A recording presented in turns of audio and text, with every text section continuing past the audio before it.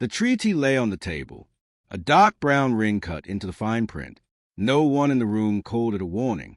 Only the humans smiled. The council chamber was wide and cold. Light floated from the ceiling like slow glass. Ranks of delegates sat in high chairs. Cameras blinked. The treaty papers were on a long slab of polished stone.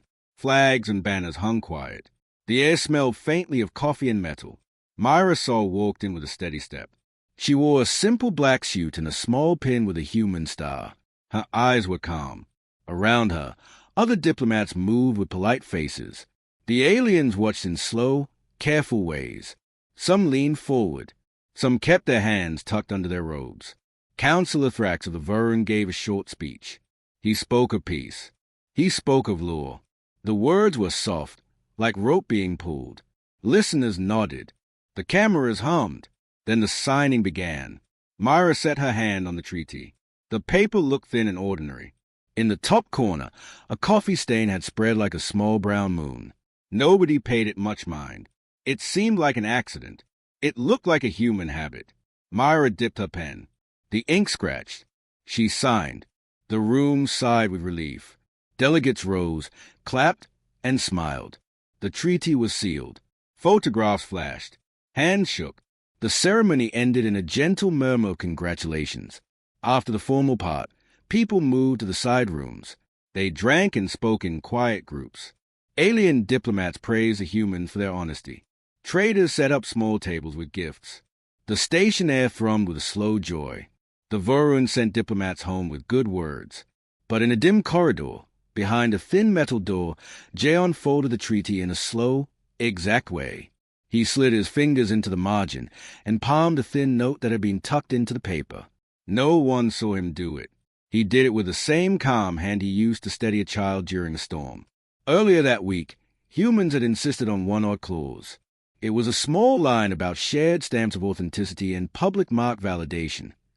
The clause sounded like legal fluff to most listeners.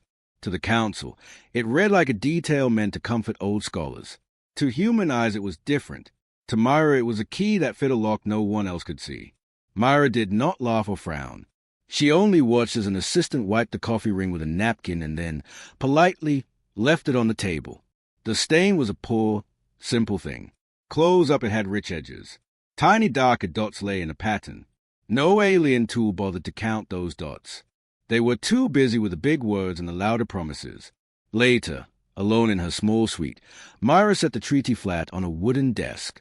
She turned the page toward a small light and held her thumb near the brown edge. A tiny device under her sleeve blinked. The light on the device read the coffee stain like a map. On a screen, a grainy image unfolded. The pattern was not ink. It was a code. It fit a larger drawing, like one small tile in a mosaic. She thought of the human child who had left a clumsy cup at a kitchen table years ago. She thought of the merchant who had traded old coffee beans for a crate of spare parts. She thought of the nights the human code team sat in low rooms and traced patterns in spilled tea and ink. The pattern in the stain made sense to them. It read like a name and a place. It read like permission. Myra touched the paper with 2 fingers and folded a corner. She did not speak. She sent a short signal to Jaeon. He answered with a single word in a tiny text box. Understood. Outside, in the bright halls, the council made speeches. The Vurun ambassador toasted to a future free of raids. The human press wrote of a new dawn. Children sketched ships with rainbow pens. The galaxy sounded as if it would sleep easily that night. But inside the human nets, small lights were turning on. Machines that had sat silent for decades hummed like bees waking. Small fleets stirred in hidden docks. Old automated systems that once guarded trade routes checked their codes and waited for commands that only matched the stained pattern. The human command did not shout. It whispered in old, careful frequencies few others listened for. An alien aide stopped by the reception table. She picked at the coffee ring with a small finger and frowned. Her translator tried to read the human phrase printed along the treaty margin. The word said nothing to her. She shrugged and set the paper down. Her movement was small and careless. She left with a smile. In the corridor, a cleaning droid swept the floor. Its sensor skirted the treaty and reported no anomaly. The droid's voice was flat. Even the scanners in the hole saw nothing special. The stain was just a stain. The treaty was just paper that promised peace. Yet a single human server in a remote hangar received a tiny packet and answered with a soft beep. A silent lock unlatched. A chain of supply lights blinked. A small ship reported that power levels were nominal. The map hidden inside the coffee ring had given a name and place to each tiny engine. Slowly, like gears in an old clock, they began to move.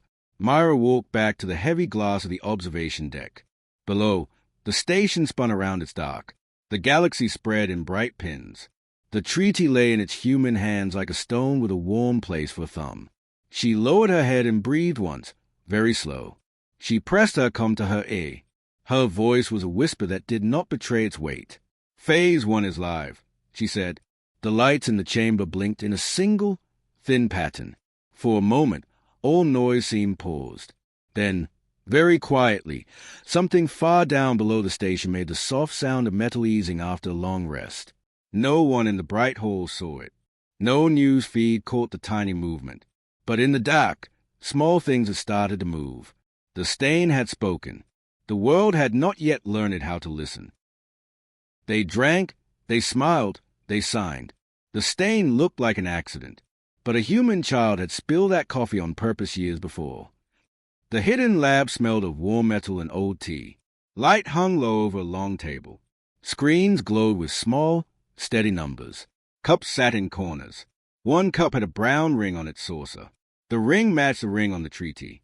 Lena sat with her hands folded. She wore thick glasses and a plain sweater. Her fingers moved quick when she worked. Beside her, Chief Engineer Ruffy checked a bank of old relays. He was quiet.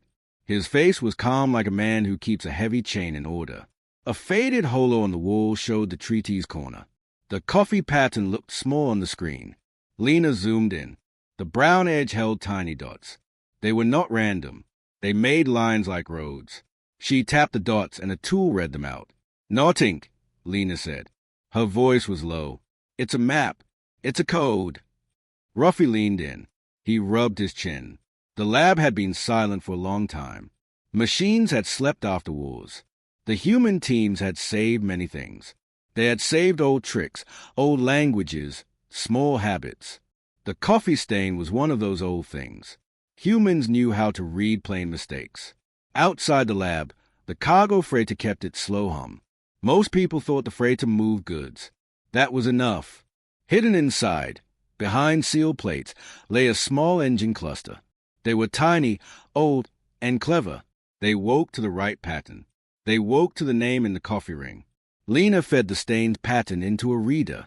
The reader breathed and then showed a grainy map. It named a relay node on a merchant lane. It named a tiny docking bay on a neutral moon. A line of dots made a path. The path led to things the galaxy had left alone. Things the treaty said should stay quiet. "We only need access," Ruffy said. A touch into those nodes. No loud noise. No attack. Just a short lock and a soft wake. Lena's fingers moved fast. She wrote a clean command. The lab lights dimmed. A quiet hum filled the room. Old servos checked their teeth. On a screen, a small ship's report flashed. Power, nominal. Dock status, secure. All call signs, registered. They had planned this for years. Not all humans agreed with the plan. Some had wanted loud war. Some had wanted no plan at all. But these people kept to the map and to the small rules Myra had set. The treaty gave them cover. The stain gave them permission. They had promised to use it carefully. A soft beat broke the room's quiet. Lena's console jumped. An incoming message blinked. Docking request. Inspection team. ETA 018. Lena frowned. Ruffy tightened the bolt without looking. Surprise inspection. Lena asked. Ruffy did not answer. He moved to the panel and fed a false signature through. He breathed slowly as he worked. Outside, the freighter's public log showed ordinary cargo manifests. The treaty looked honest to outside scanners. Most inspectors looked only at the big things. They read the signatures. They watched the lists. They did not find a coffee stain interesting. Lena pulled up a small camera feed from the reception bay. A shuttle nose glided close. Its paint was new and bright. A small flag waved by the hatch. The inspection team would ask for the treaty. They would want to see the paper. They would want to run a scan. They would want to prove everything was as promised. Ruffy smiled a small, tired smile. "We hide in the small things," he said. "They look for large smoke and large guns." Lena thought of the child in the kitchen who had spilled a cup and laughed. She thought of the trader who had given humans rare coffee in exchange for a cracked hull plate. She thought of nights when students traced spilled marks with pens and learned new alphabets. The stain was a language the galaxy had forgotten to learn. The shuttle docked. A hiss of air ran down the corridor. Metal doors opened. Lena watched their faces on the camera. They were bright with ceremony. 3 inspectors walked in. One of them carried a slim scanner. The other 2 spoke in quick formal phrases and smiled in practiced ways. They would ask to see the treaty. They would expect ordinary paper and ordinary marks. If they looked only with their public tools, they would see a stain and laugh. But the inspection team might also have deeper scanners. They might sweep the margins. They might test for micro-inks. Lena moved her hand over her chest. Her heart beat hard. Ruffy tightened his jaw and tapped a code into the relay that fed the lab's environmental controls. A soft pad of sound came over the hidden speakers. It was old music, nothing more than white noise to anyone who listened. But the music hit a simple pattern that would delay outside scanners for a few breaths. The inspectors entered the lab area. They greeted with smooth voices. One of them clasped a hand to her chest and said, "We celebrate the peace. We honor your openness." Lena walked to the table where the replica treaty waited. She had prepared a version for visitors.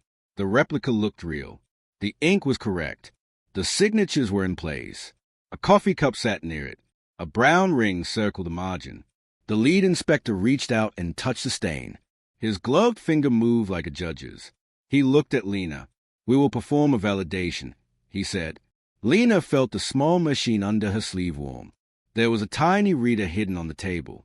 It could shift the ink pattern for anyone who tried to read closely. It could make the stain look like a simple ring. The relay could hide the deeper dots long enough. But Lena also knew that only a human sensor could read the true map. If the inspectors forced a paper through a deep analyzer, the hidden signals might be exposed. The inspection team had tools from many races. They might test in ways a freighter did not expect. Her hand shook. She thought of the small fleet at the merchant lane. She thought of the slow-waking engines. She thought of Myra's voice on the comm. "Phase 1 is live." On Lena's screen, the incoming docking timer ticked down. Ruffy watched and folded his hands. He whispered, "We will not let them see beyond the stain." The lead inspector set his scanner down. The machine hummed faintly. It would take moments to complete. A child could finish a glass of water in the same time. A message could cross a room in less time. Lena swallowed and typed a single command. The lab doors sealed. The screen flashed. External scan attempt authorized. Her fingers hovered. She did one more thing. She sent a short note into the freighter's public channel. The message was plain and polite. It read, "Please proceed with normal validation." The scan began. For a breath it was slow. For another breath, the machines under the station answered. Power shifted on a distant relay. A tiny light on the console blinked once, then twice. Outside, the inspector scanner read the paper's surface and reported, "Paper, authentic. No substance detected." Lena's mouth went dry. She watched the scanner's readout grow. Then, from the corner of her console, a new alert bloomed. "External override. Remote scanner deep sweep requested." Her fingers froze on the keys. The lab's small hum felt like a held breath. The freighter's public logs had no explanation for this sweep. Ruffy's eyes narrowed. He hit the console and sent one fast code. Doors closed. A relay shifted. The lab's hidden little lights dimmed to shadow. The inspection team's lead inspector tapped his wrist pad. He smiled politely. "We will run a deeper sweep," he said. "We only do this to be sure." Lena inhaled. She thought of the child and the spilled coffee. She thought of the tiny dot map and the engines that waited. She touched the coffee ring and whispered to the small reader under the table, "Read only for us." Her screen answered with a long, slow line of code. The lab's machines hummed louder. Somewhere far away, a relay answered. The deep sweep began. The freighter's outer log showed only peace and trade. Inside the lab, Lena watched the screen. Her hand hovered over a single red key. She could stop the sweep. She could hide the node. She could trigger a false alarm. On the feed, the inspector's scanner pushed deeper. The screen filled with lines that tried to search beneath the paper. Lena closed her eyes and waited for the result. Ships passed like lanterns on a slow sea. People cheered. No one guessed the lights were not for show. The merchant lane moved like parade. Small ships drifted side by side. Flags and bright banners waved from their rails. Music floated from open windows. Families watched from ports. Children pointed and laughed. Captain No stood on the bridge of a plain freighter called the Sable Song. She wore a cap with a faded stripe. Her hands were steady. Her eyes were sharp. Around her, the crew moved with the calm of people who had done this 1,000 times. Below decks, the engines were quiet and clean. They looked like old work tools. Only a few humans knew their secret. The engines could sing in a low voice. They could be soft as a pulse. They answered to small codes hidden in the treaty stain. The codes read like songs to those who knew the tune. The parade looked friendly. Traders sold spice and bright cloth. Alien dancers moved with long, slow arms. The Varun children threw ribbons into the air. Cameras from many worlds floated above, catching images to send home. The reporters wrote of a new piece. The whole lane felt safe and pretty. Noah walked the deck and watched the crowd. She waved at a small boy with sticky fingers. He waved back like he had known her his whole life. She liked the easy faces. She liked how small kindness could hide big truths. Toma worked in the engine room. He was a quiet man with grease on his nails. He loved small machines. He spoke to them like friends. He tightened bolts and listened for sound that meant the parts were happy. He had learned to hide extra circuits behind old panels. He had learned to make the engines whisper in two voices, the public hum and a private note. A pair of smugglers drifted by in a glass skiff. They hawked trinkets and stories. One laughed at the human parade. "They hide nothing," he said in a sharp voice. "Just songs and smiles." The other smuggler shrugged. "Peace makes good trade," she said. "Let them sing. We sell ribbons." They did not look closely under the decks. They did not see the small shields and nets folded like nets of lace. They did not look at the tiny ports that could spit out thin cables that caught engines without fire. They saw only the bright paint and the warm lanterns. Noah checked the list again. The parade had a plan. Each ship had a position. Each ship had a slow turn. The moves looked like a dance. The human crew practiced their steps like a choir. The motions were soft and kind. They were also precise. A voice came through Noah's comm. It was a low tone. "All wings. Status check," said the fleet coordinator. "Positions look good." Noah answered with a short word. Her hand brushed the small token at her collar. The token was a thin coin. It had a tiny mark from the coffee stain. Only a captain with the correct signal could use it. The token fit a small slot on her console like a key in a door. Below the parade, a dark shape cut across the sky. At first it looked like a cloud. Then it showed metal. A pirate warship loomed with torn flags and black paint. It carried a gun mount on its bow that blinked like an eye. It moved fast and loud. Sensors screamed for distance. People froze. The music stopped. Cameras swung. Traders put away their goods. The pirate ship sent a message in a rough tone. "Stand aside. Give us goods. No trouble, no fire." The crowd murmured with fear. Some ships shivered and tried to edge away. The pirates wanted a simple prize. They wanted goods in quick payment. No felt her throat tighten for a moment. She did not shout. She did not panic. She breathed and watched her crew. Toma's fingers moved under the console. He checked cables and locks. He tapped small controls that would not be seen by outside eyes. The pirate fired one warning shot that curved like a dark comet. It tore a banner in two and set a lantern to kiss the cold night. People cried out. The pirate demanded more. Noah gave a slow order. Non-lethal response. Hold fire. Her voice was calm and soft. She did not say why. She trusted the plan. The Sable Song's hidden ports opened like small mouths. From them slipped thin fibers no thicker than hair. They stretched out like silver threads. The threads found the pirate ship's hull. They fell soft. They wrapped around moving parts. They found the gun mount and the fuel vents. The pirate's engines choked and coughed. The gun mount jammed. Alarms wailed. The black ship spun like a man who had lost his feet. It tried to run. The silver threads tightened and then glowed with a soft pulse. They did not burn. They did not shred. They only held. Around the pirate, other human ships did the same. Nets of fine weave slid silently into the sky. They clung to metal.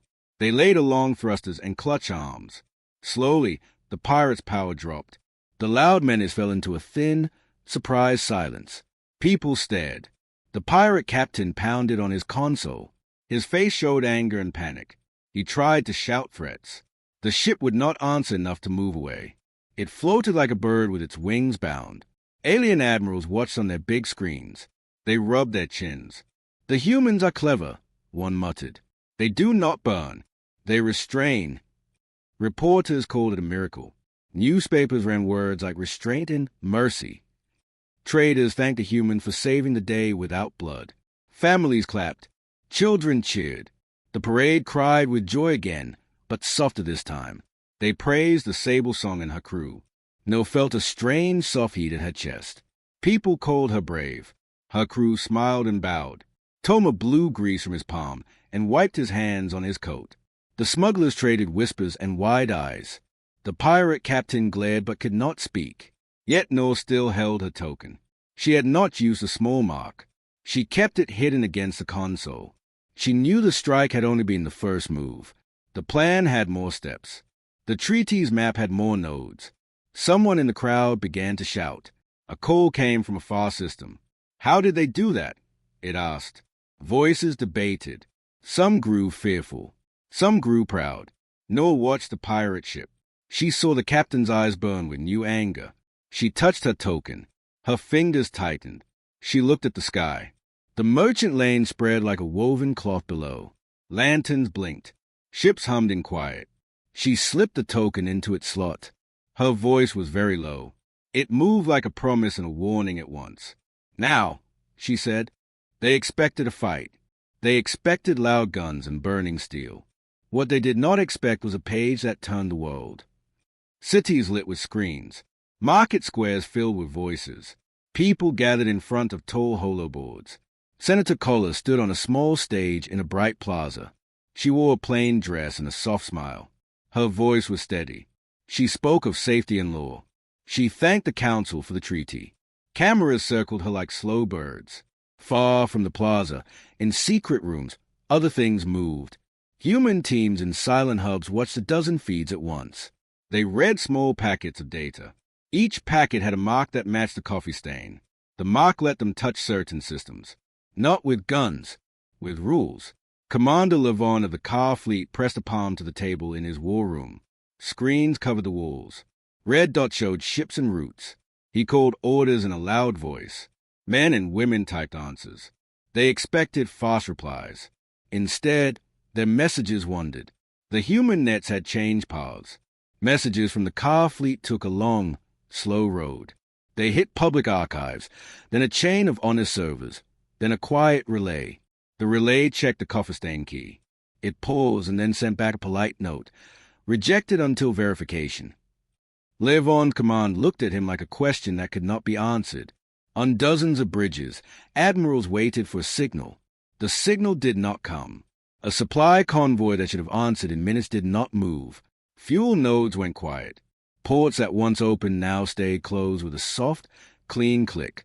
No explosion. No shouting. Just a careful lock. Senator Kohler spoke to the crowds. She smiled and told them the truth in small words. "We will not break the treaty," she said. "We will not start a war. But we will keep the safe lines that let trade move and stop the lines that feed war." On public feeds, that sounded fair. People cheered. Traders clapped. Families breathed easier. The cameras stayed on Kohler's face. She had practiced this calm tone many times. It fit her hands and her eyes. She looked like the person people wanted to trust. Behind the scenes, Lena and Ruffy warmed distant relays. They sent slow, polite commands. The commands moved like letters in a book. They told the old guard machines to do what the treaty allowed. They told supply gates to close on weapons. They asked neutral ports to hold fuel for one more day. They did not cut life support. They did not burn cities. They cut only what fed the guns. On big screens across the galaxy, alien leaders watched as their own ship slowed. The Ka Admiral cursed into a comm. He hit keys hard. His voice shook. Why do our messages route through public archives? He demanded. Who slowed the feeds? A human operator watched the Admiral on a screen. She rubbed her eyes and answered softly. We did not slow them to harm. We slowed them to check. You signed the treaty. The treaty gives us shared marks. We only use the marks to stop attacks. News anchors asked hard questions. Are humans blocking messages? They asked. Are they censoring fleets? The human media said, we protect trade. We follow the treaty. We stop the dangerous flows. They showed pictures of quiet ports and full markets. They showed small scenes of people who hugged their children. An old Vuran general spoke angrily on a holo call. He could not get fuel to 2 forward bases. He tried to reroute. The network kept replying with a polite rejection. His fingers hit his desk. This is sabotage, he spat. They use our own law to bind us. No one saw the fine line that Myra and her team walked. They used rules, not weapons. They blocked the supply that fed violent fleets. They left food and medicine open. They kept hospitals working. They let trade ships pass when they only carried cloth and grain. They closed locks where war engines took fuel. They made war too costly and too slow. In a crowded plaza, an alien scholar held a treaty. He turned it in his hands. He read the printed words and shook his head. The treaty looked plain. The coffee stain was only a blot. He tapped his translator and asked it to scan the margin. The little device hummed. It read words and then played them aloud in a thin voice. The voice on the translator did not belong to the scholar. It belonged to a human code. For a moment his translator stuttered and played a human phrase, clear and small. You signed our rules. You chose peace. We only enforced them. Gasps rose in the crowd. The scholar's fingers tightened on the paper. He looked up at the camera, and his face went careful. Around the world, feeds took the sound and held it. The alien generals froze. The Vuran ambassador opened his mouth but could not find words. Then the feed went to static. No one knew which break came first. The scholar's translator cut out. The plaza holo went blank. The wide feeds that carried the Admiral's pleas stopped and showed only a soft gray screen. The silence lay on the voice like a blanket. In a hidden room, Jayon hit a key and watched the tracer. The tracer showed a small line jump from the scholar's translator to a public archive node. The node checked the coffin mark and then played the human clip. The clip was short. It had no threat. It said only what the humans had written long ago. Peace comes with rules. But those few words sounded like accusation to many ears. The Vuran general slammed his palm into his desk. They tricked us with law, he shouted. They used our own pen to tie our hands. Senator Kohler's broadcast paused. Her face stayed calm, but her eyes narrowed. She knew the speech would change tone now. She had prepared for this. She had prepared the next words. We will open talks. We will show our proof. We will ask for calm. Across the galaxy, fleets shifted between anger and doubt. Markets held. Traders counted their coins. People watched the sky and the small lights of ships. Some saw the human actions as mercy and skill. Others saw it as a trap. Myra stood at the observation deck and watched the feeds flicker. Her hand touched the treaty in her pocket. The coffee ring showed darker than most thought. She breathed once and remembered an old line her grandmother had said, "A quiet rule can be a keystone." Her comm vibrated. A short message arrived. It read, Council of Vuran demands proof. They will come to inspect the treaty. Myra read the words and did not flinch. She looked out at the dark stars and then back to the screen. On one of the feeds, the scholar tried to raise his voice again. The translator cleared for a moment and played a single human sound. The crowd in the plaza leaned forward. You signed our rules, the translator said. The sound cut to static. The last image on the screen was the treaty in the scholar's hands. The coffee stain showed plain and small. No one yet understood the patterns hidden inside, but many felt the change. The page had turned. Someone in a distant dock sat and watched. They made a slow note in a small book. They looked up to the sky as if waiting for something else to move. In the end, the treaty did not bind humans. It crowned them. The coffee stain looked small. Its meaning was vast. The council chamber was the same place where it began. Banners hung quieter now. Seats that had once felt full of pride sat half empty. The galaxy sent messages. Some asked for second talks. Others wanted to withdraw.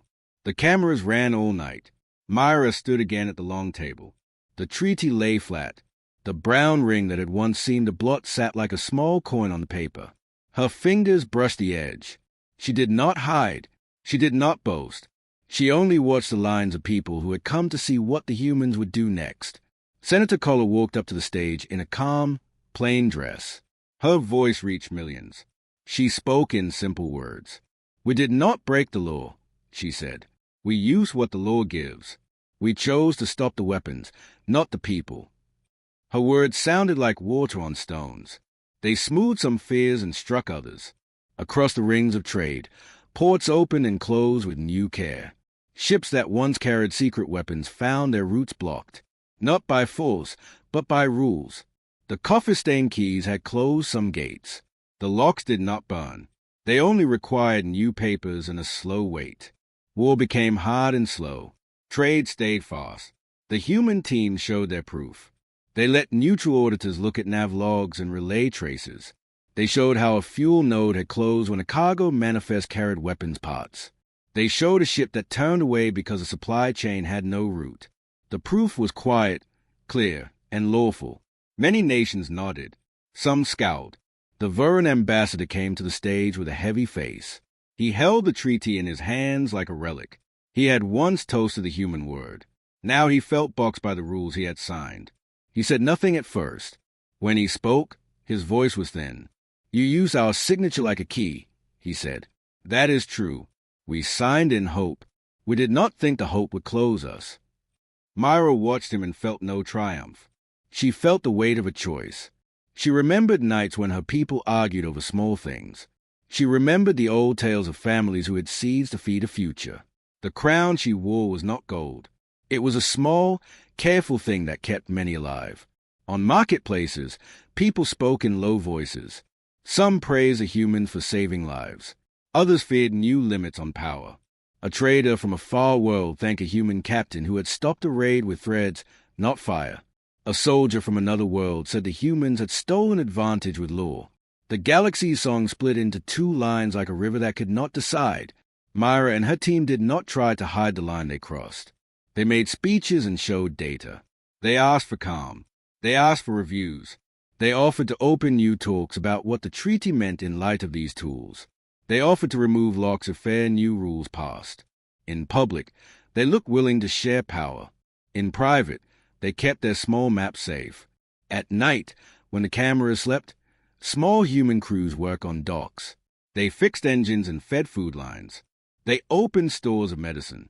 They kept what made life good. The crown was careful. It held only what fed war.